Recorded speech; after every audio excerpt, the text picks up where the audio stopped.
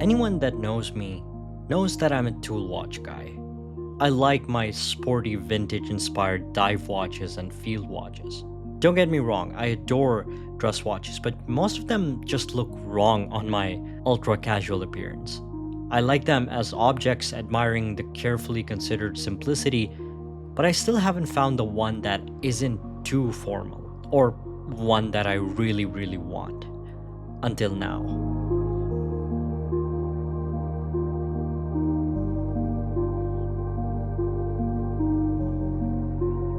Visit Swiss Connection Watches for new and pre-owned watches with new arrivals every week. Link in the description below. Thanks. This is one of those stories where the watch movement made me fall in love with the entire watch. And with me, that's almost never the case. Even with Grand Seiko, knowing that the spring drive is a brilliant movement, I'll often be more attracted to how the sweeping seconds hand appears over the many textured dials rather than the movement itself. The movements are nice, but I would never buy the watch for the movement. But considering I had an unlimited budget, I would make an exception to that rule, and that would be with hand-finished movements by the likes of Kari Voutilainen and Philippe Dufour. Price-wise, Lange are up there with the best, producing just about 5,000 watches annually. And the fact that this Saxonia from 2017 can be had for almost half the price of a pre-owned steel Daytona is just insane. With most watches, the beauty lies in how it looks. This has been the case for decades. Nobody bought the AP Royal Oak or the Patek Philippe Nautilus for their movements. They were still using JLC supplied calibers for the first few decades of their release. The design was the main selling point.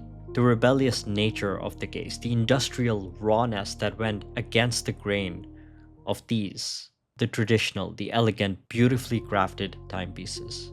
The more a watch has going on the front, the less likely I am to turn it around to see what's on the back. But it's these kind of watches that make me frustratingly curious to turn them around, even when they're on somebody else's wrist. It seems like a psychological tendency based on how many beautifully finished movements we've seen on the most visually unimaginative watches. Turn around a Seiko Presage and you'll be met with a practical but ultimately utility-first movement in its very raw state. But that's not what happened to the Saxonia by the German watchmaker Lange Söhne. Calling this unimaginative is the biggest insult one could give to this watch. Truth be told, it is my absolute grail, and it's partly thanks to the in-house caliber. The iconic 3/4 plate isn't by itself a noteworthy feature other than its utilitarian function, but it's how the brand treats it that makes it so recognizably Lange. I'm of course referring to the warm honey-hued patina that develops over the bridges as they are crafted out of untreated German silver, a metal that is hardly used in the watch industry today because of how time-consumingly difficult it is to handle.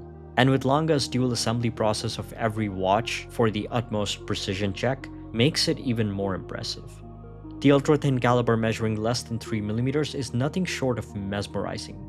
With hand-filed anglage on the edges, heat-blued screws, hand-engraved balance cock, and mirror-polished gold chatons encircling the jewels. Even in an entry-level Saxonia, the simplest of them all, the craftsmanship is anything but simple. And the story doesn't end here, but continues throughout the case as one would expect from this brand. Horizontally brushed finish on the case band, mirror polishing on the bezel, the soldered lugs, and even on the outskirts of the case back. What I also love about this watch is how good it looks on the wrist. Measuring 37mm in diameter with a lug-to-lug of 43mm and a thickness of just 5.9mm, making this a true ultra-thin watch.